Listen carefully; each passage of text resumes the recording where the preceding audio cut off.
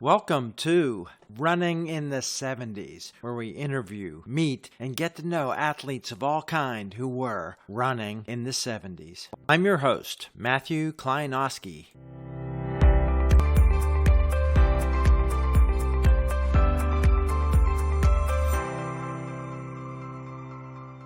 Today on the podcast, we're back in Pennsylvania with a long-term coach who was involved in the sport at various levels all the way through. IUP, my coach for a short time when I had a short career there. Welcome on the podcast today, Dr. Lou Sutton. Welcome. Thank you. Thank you. Let's start with your earliest personal experience with competition or running. When you grew up, was competition and sports part of your life? Yes, it was. And how did you get involved earliest in that? When I was a young kid, I was one of the fastest runners in my little community, and everybody seemed to know that. While I was in grade school, my dad used to take me to the county track meets. He was a track coach for a short time during World War II, but he also coached football, but mainly basketball. When we would have a picnic or something, there'd be other kids there. They would organize races, and of course, he would get me involved in running. And when I was little and before school, I remember being chased home from a baseball diamond by a little kid who was a bully, and I ran him. And then I turned around halfway and I chased him back. Then he didn't bother me anymore. But things like that. Let me get the setting for this. Where did you grow up? I grew up in a little town called Grafton. It was in Indiana County. And the town no longer exists except for one street because the flood control of Pittsburgh, they kept Pittsburgh from flooding. They built two big dams, and they took most of our town, so we had to move to another little town called Black Lake, and then that was in the Blairsville school district. That's where I went to high school, and when I was a freshman, I went out for the team. I was a sprinter, but of course I was only 13 years old, and I was 5 feet tall and probably didn't weigh 100 pounds. And of course, the bigger kids then were better sprinters than I. So then I moved up in distance, and finally in high school, then I ran a mile relay, which instead of the meters, and I high jumped a little bit, and then I ran the half mile and the mile. So what years was that you were in high school? I graduated in 1957, so 54, 55, 56, and 57. Mm-hmm. We had a cinder track, and it was just built in Blairsville. They put up a new football stadium, and the cinders were about 3 inches deep, and we didn't have much traction, so the times were very slow when it was first built. What about the competitions? How far afield did you just bus trips to local meets? Yes, we had local meets mainly within the county, and then also then we had a district meet, which was District 6. That was in Altoona, right, Pennsylvania, where all the different counties came together to have the district meet. Yeah. Do you remember anything about coaching? Did your coach know about running? No, he was a chemistry teacher. He was like a fill-in person. He knew virtually nothing about running. He'd just say, we'll go out and run and keep running until you're tired. And then he had two guys, one friend of mine that just passed away recently, but he was a great athlete in all sports. He threw the javelin, and he also ran the half mile. And he ran a mile relay with me. To pick the team who was going to run the mile relay, he said, you and this other guy run a lap as fast as you can go, and anybody that can keep up with you, then they'll be the members of the mile relay team. That's what happened. We had two younger kids that were pretty good. His name? Athlete, Bob Karma was his name. He played 5 years of professional baseball in the minor leagues. He was a 200 bowler for years. He was one of the stars on the basketball team. He could kick a football about 60 yards. He had a tryout with the Cleveland Browns, and he was second in javelin state. A versatile athlete, the best person that I ever was familiar with. It was a friend of mine who starred in just about everything he tried. Then, late 1950s, what kind of student were you, and what was your outlook to go to college? Yes, all my life I was drilled that I would go to college.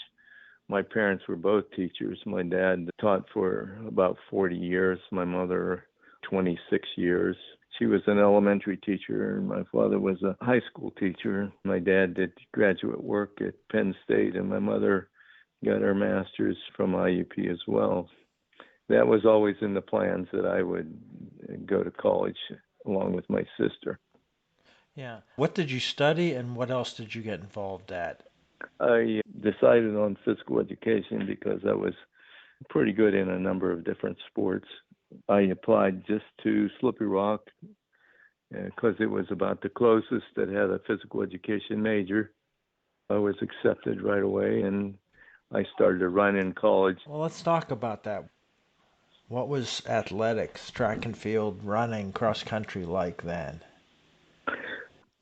I was a freshman, and I was sitting on the dorm steps, and this guy came along with the gym bag, and we started a discussion. I asked him where he was coming from, and he said cross country practice. So I said, "Oh, I don't know anything about cross country." I said, "How good's the team?" And well, he said, "Well, why don't you come out for the team?" And I said, "Oh, I don't think I'm good enough to run in college." He said, "How fast did you run?" And I told him I could break 5 minutes in the mile. I was third in the county in track running a mile. He says, "You could make our team." I said, "Well, I'll give it a try." So I went, and with just a couple days practice, they were running University of Pittsburgh. Needless to say, I wasn't in real good shape, and I finished last, and I vowed that would never happen again. By the middle of the year, I was the seventh man on the team. Nice. So then I trained in the summer. We had a good coach then who was well versed in running because he had come from the University of Oregon. He had a doctorate in exercise physiology.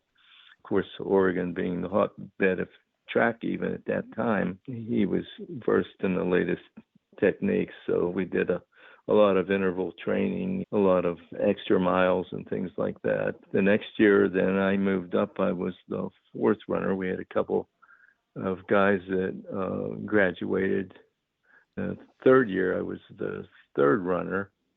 And I couldn't get a job in the summer, so I just stayed at Slippery Rock and did summer work and went to school there.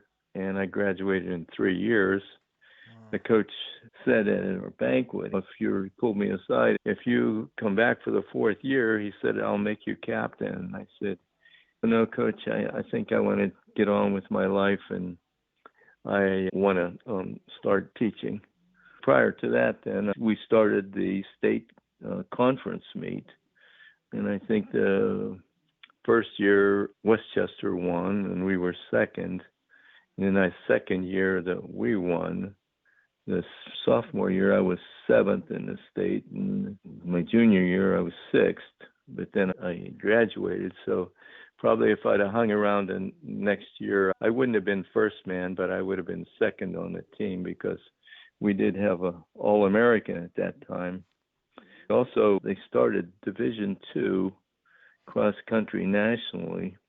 It was all one division prior to 1908. So in 58, they started Division II when I ran in the first two Division II meets, and they were both held in Wheaton College in north of Chicago, Illinois. Our team finished eighth the first year, and we finished sixth the second year.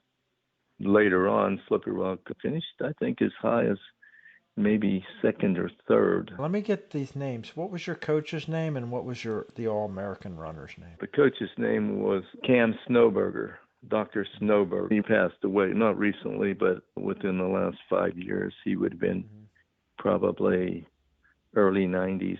Who was the all-star runner, the first man runner? His name was Dick Shirey, and he passed away several years ago as well. How was your experience? What was it like getting to nationals? How big was that field? Do you remember anything about it? Oh, I think there were 20-some teams. We didn't have to qualify, just if you had a good team, and he thought we did, that we would go. And we drove out. I'd like to tell you about the second one. We drove out and rode out in his station wagon. He had a Oldsmobile station wagon. It had 3 seats in it. The back seat was facing the back, and we went out that way. We had a good team. We ran some big teams. We beat Pitt. We beat West Virginia. We ran against the University of Indiana and Miami University. Of course, we lost to them, but we did beat Pitt and West Virginia. So we had an outstanding team.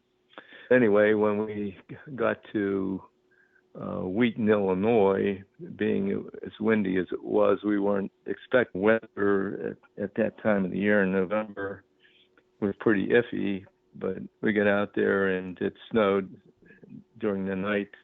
In the morning, the wind was blowing like crazy. There was 6 inches of snow on the ground. And the coach stepped out of the motel, and he just had a suit coat on, and he said to my roommate, show the guys that it's not that cold out. He says, I'll psych them up a little bit. I just wear my sport coat. And I remember the start, we ran out about, less than a quarter of a mile, and there was a great big puddle that everybody went through. It was frozen, but shorts and T-shirt, we didn't have any outside protection, no rain gear or anything like that. We had icicles hanging from and the slobber when you run was frozen to our face, and it was really challenging. But that was the last competitive race I think that I ran. So that was the year that we finished 6th.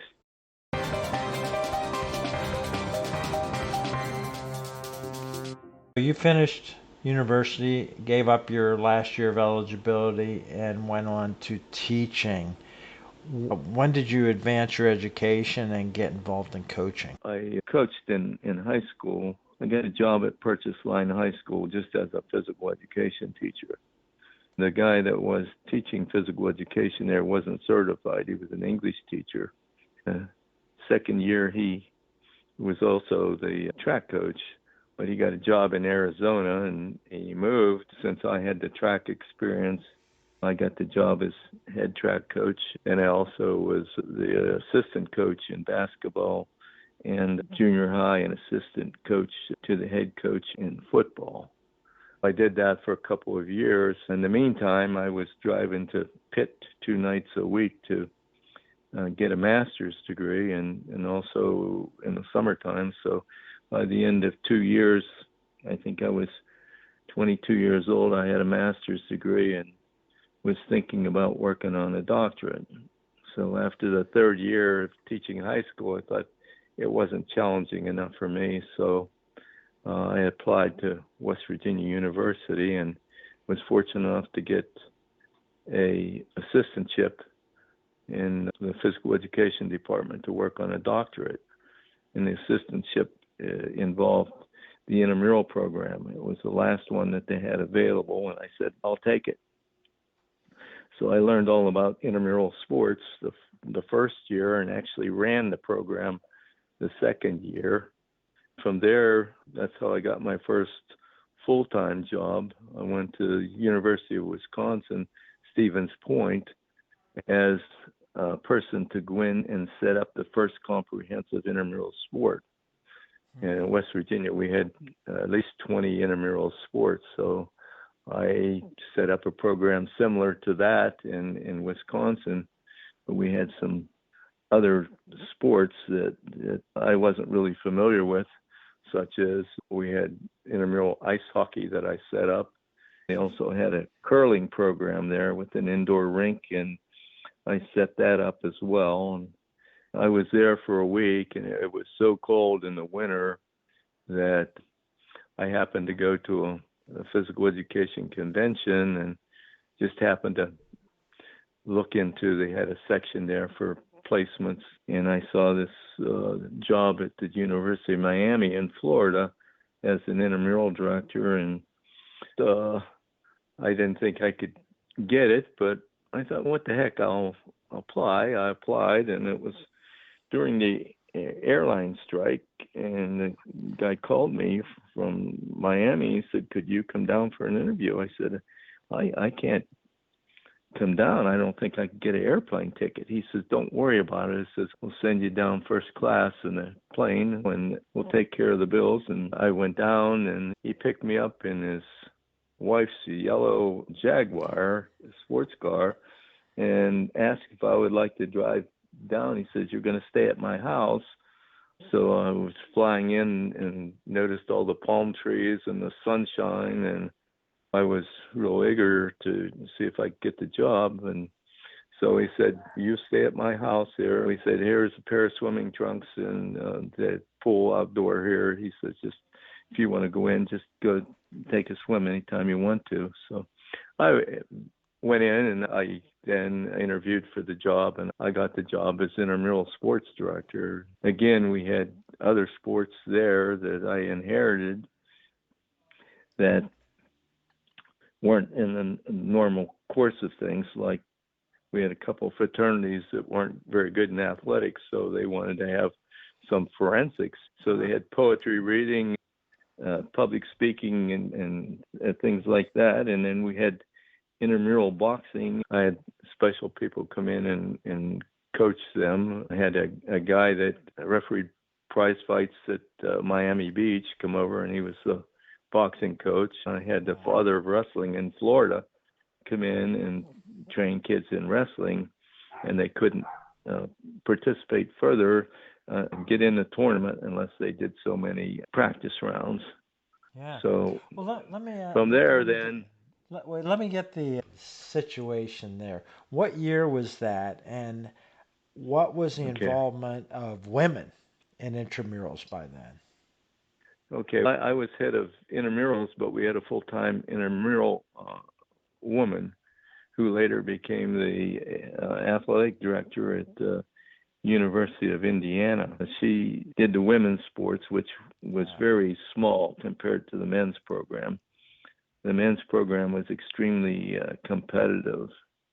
I had a full-time assistant. I had a groundskeeper and equipment manager. I had some beautiful athletic facilities to work with. This was in between 66 and 67. Mm-hmm. So I was there 2 years.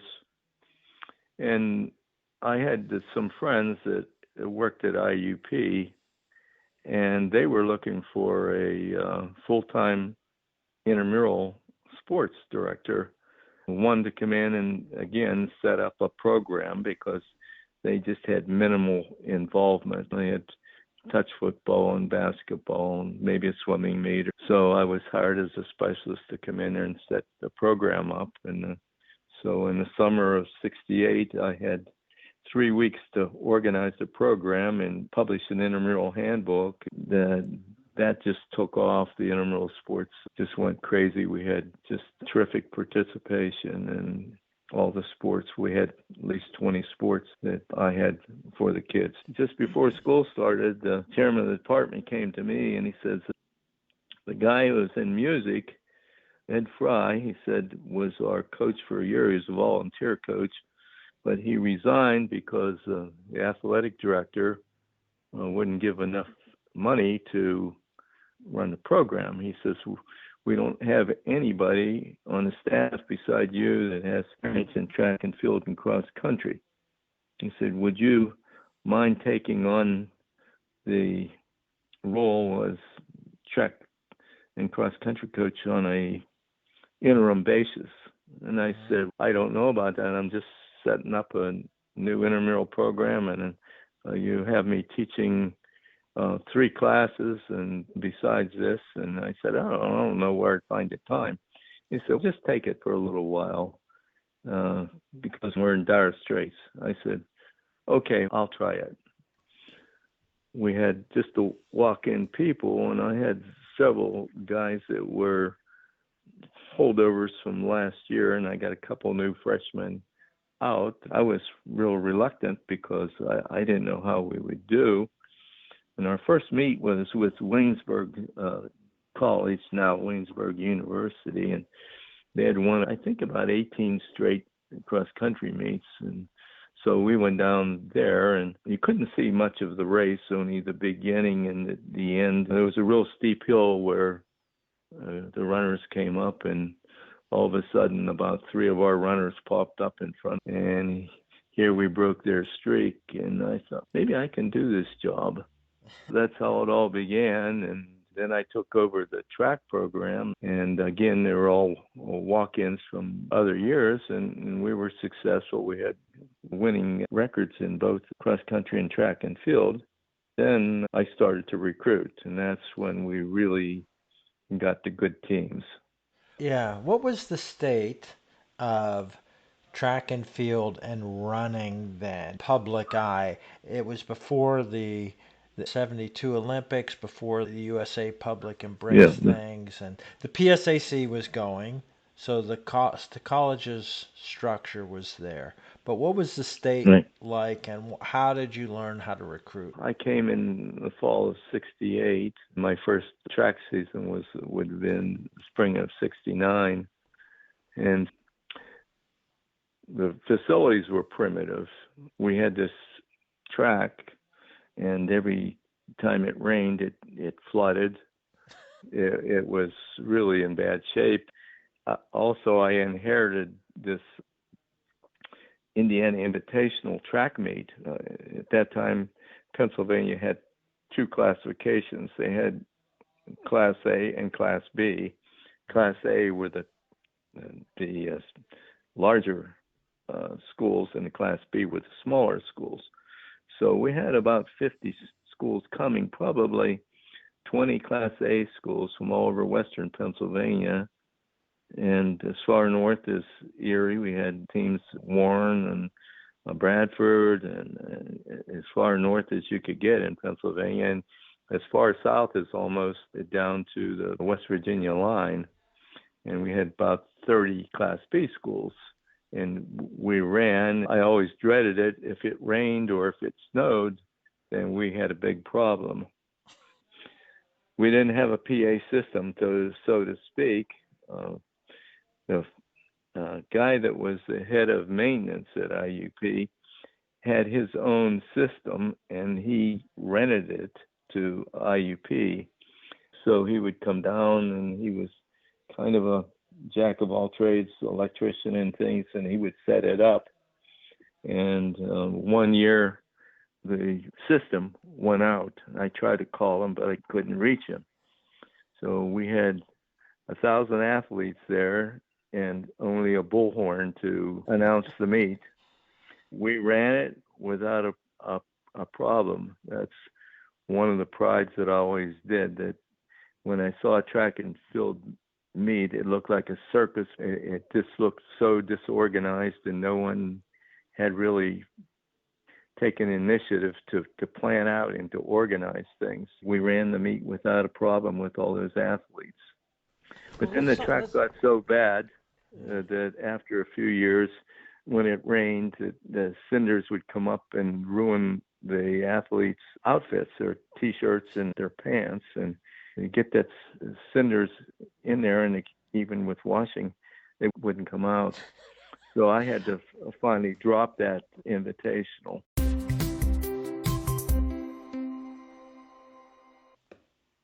Let's talk about the timing and who you got to run the stopwatches and watch the Hmm. exchange zones, and how would all that work? That was all volunteer, and what I did, I offered the faculty, and I had met a number of people who were interested in athletics in other departments. And I got some people from the math department. I got some people from biology. I got a few people from the community, and they would volunteer. We would have adequate timers and things like that. We really organized the meets, and they ran like clockwork, and we would get a good clerk of course and a good starter. And later on, Dan Kunkelman would always be the clerk of course, and he would set up the big meets and set up the heats and things like that. We had very good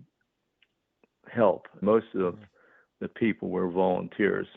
I think maybe we had money to pay for the starter, but that was about it. With all these high school kids coming, that gave you some access to potential athletes to recruit. What else was your recruiting tactics, travel? How much Mhm. funding did you have for that? Very little funding, but we did have some money from the athletic department, and we could get a state car and we could drive to different meets and things like that. They filled the tank up with gas and things like that. We would go, or I would go. I did all the recruiting, every bit of it. And I would go to county meets. I would go down to Pittsburgh because the Whippeal was really my hotbed where I could get a lot of kids from Western Pennsylvania around the Pittsburgh area. I would go to the large meets, the district meets. The other thing was I tried to meet as many coaches as I could and to make friends with them and tell them if they had athletes that were looking for places to go, that they met the qualifications, I would be interested in them. And there was another guy that was in track. His name was Charlie Hemphill, and he worked at Penn Hills as assistant track coach. In the winter, he published a newsletter with the best times of people in the Whippeal. I would get that, and I would write to the schools. By this time, I had a track brochure and a cross-country brochure. I would send to the state meet. Usually I would take the top 25 or 50, and I would send them our cross-country booklet. And I had another big book which had all of the addresses of every high school in the state that had track and cross-country. I would send them our brochure every year. Then I would send them a letter and tell them what we were looking for. And at the end of the year, I would send them our results so that they could see how we were doing. And I got a lot of feedback.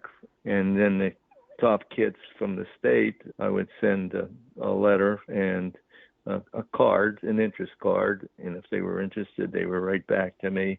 Then I would phone them and invite them to IUP and invite their parents to come. And when they got here, I would usually take them personally to whatever department that they were interested in majoring in, whether it was physics or biology or whatever it was. And we would sit down with the chairman or a friend of mine, a colleague or something in the department, and talk about the academic program and invite the parents and the student to go up for a lunch in the cafeteria and then show them around the campus. Then I would hopefully follow up on that and see what their interest was and if they were still interested in coming and have them apply. The other thing that I did was I sent out tons of literature, college catalogs. I had student secretaries, and I would tell them, send this information to this individual and this information to someone else. I didn't let any stones unturned when I recruited. I tried to do the best job that I possibly could. That's some of the ways in which I recruited. We didn't have the money for funding scholarships, and anything that might have come in was maybe through somebody that was interested in the program or a few alum. I really didn't have time to raise money. And up at that time, it was up to the coach to do. But then they also put a stop on that because they said, if you're going out and you're selling tickets for this and you're selling tickets for that, and you're nickel diming everybody, and every coach is doing that, then the people get tired of that. We need to have just maybe the athletic director solicit people in town and businesses and things like that to raise the money. So we didn't have very much. Okay. What could you offer? What was the incentives apart from a personal experience and at the school, experiencing it, meeting the academics, making the parents feel comfortable? What else could you offer? In monetarily, Anything. What was the well, incentive that you would get kids to say, I'll come to you? I would try to sell people on the academic programs because at that time IUP was outstanding for a smaller university. I would try to sell them on the academic programs, and I would try to sell them on the past successes of our program, which every year we were among the top Division II schools in the country. I think that was my big selling point. I didn't have the money to offer anybody anything. When they got there and they did well, and somebody was really good, then maybe we had enough money to buy their books, and that was it. Well, I wanted to talk about two things. One is, who were the first stellar breakthrough athletes that you remember having on your teams and coaching? And how did you get the money to get them to nationals and things like that then? The first people, I took 3 athletes out to Billings, Montana for the NAIA track meet. And I think, as I recall, it was Bob Butler, who was a very good sprinter. Will Tompkins, I think, was a quarter miler. And I'm not sure who the other one was. Might have been Herb McLean, who was a hurdler, but I'm not sure about that. The first year, they didn't place. Then I recruited Don Slosser, and he was the first All-American. But I went to the co-op and I said that these people were outstanding and they met the qualifications to get in a national meet, and they funded us. They gave us money to fly out and then money to eat on and to pay the fees and things like that. So they were cooperative that way. Anybody that met qualifications, then they would fund through the co-op.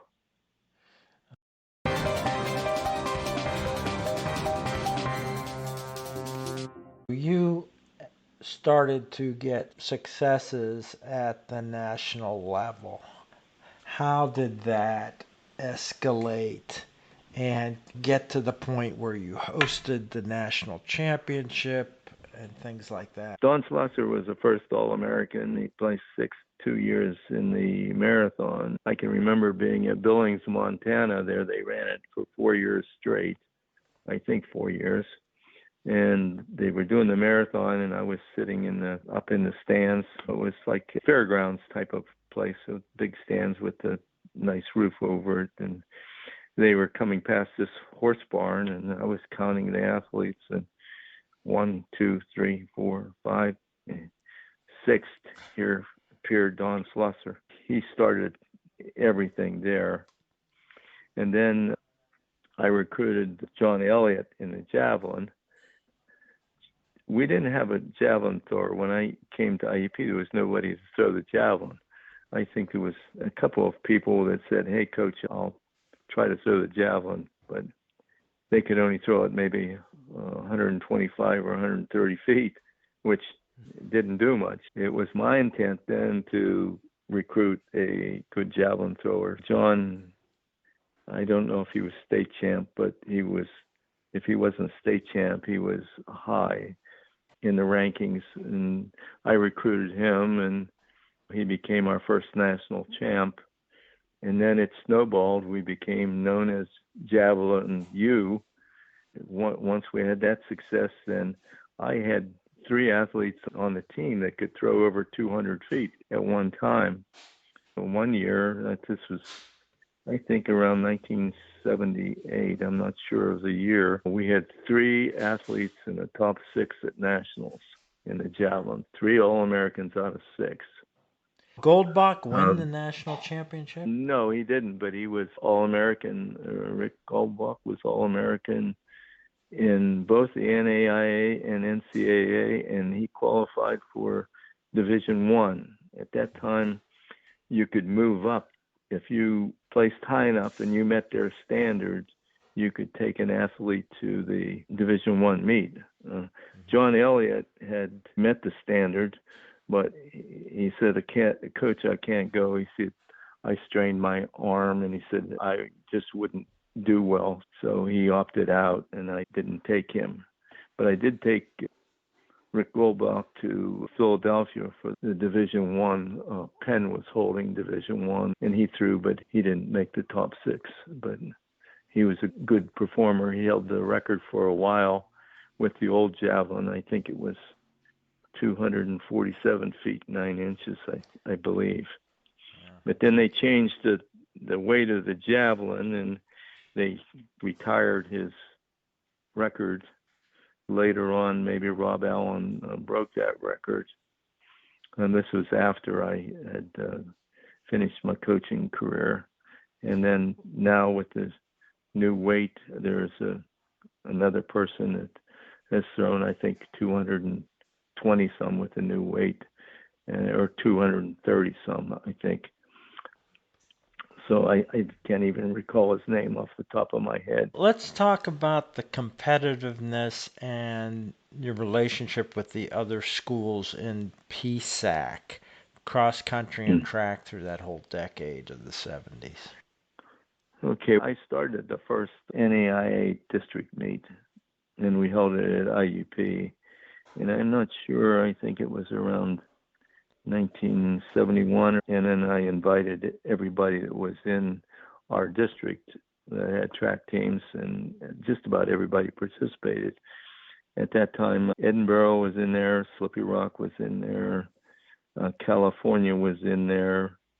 At first, Lock Haven was in there, and then they dropped out. And the private schools were in there: Gannon, Geneva, Westminster, Pittsburgh, Pitt Johnstown, Frostburg College in Maryland. Those were all in our district. I think we won the first one, and then we ended up winning it maybe 5 more times, I'm not sure, over the years. Finally, we dropped out of the NAIA. Yeah, what happened with that? We, as coaches, some really liked the NAIA and others didn't, because there was a rule: if you went to the NAIA meet, then you were barred from the NCAA, or vice versa. You couldn't go to both. And some had stronger restrictions as far as eligibility. Football just wanted to be NCAA.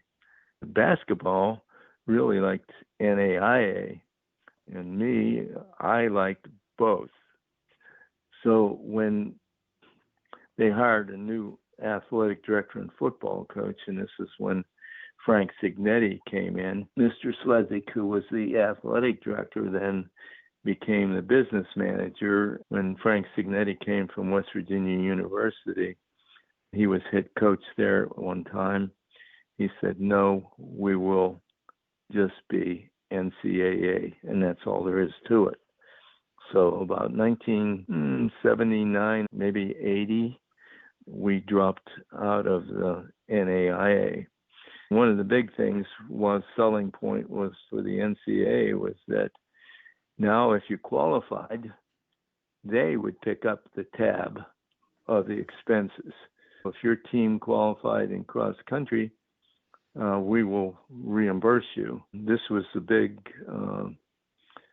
thing that everybody really liked, because we didn't have to go to the co-op then and beg for money to go to a meet. That's it for part 1 with Dr. Lou Sutton. We'll be back in episode 2 to finish up the story with Dr. Lou. I hope you enjoyed another episode of Running in the 70s. Voices, stories, and memories of athletes who were running in the 70s. Until next time, wherever you are, keep looking forward and don't forget to look back.